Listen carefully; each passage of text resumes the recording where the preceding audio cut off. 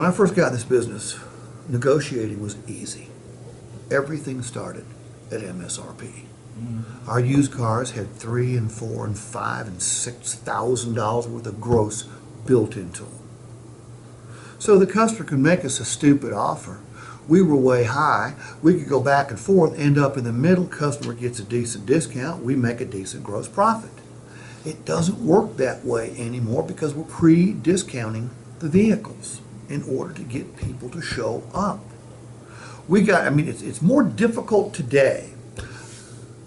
It's easier to sell a car today than it's ever been because by the time the customer gets here, so much of the work is already done. Okay, but it's also more difficult to hold gross today than it's ever been.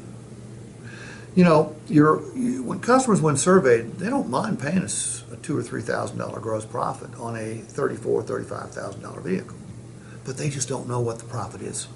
They think that every time you sell a car, you make $1,000. They think the dealership makes $5,000 every time we sell a car. There is more ignorance about our business than you can possibly imagine. I mean, it's 2019. Most consumers, if they took the time, could figure out what our gross margins are. But they don't take the time.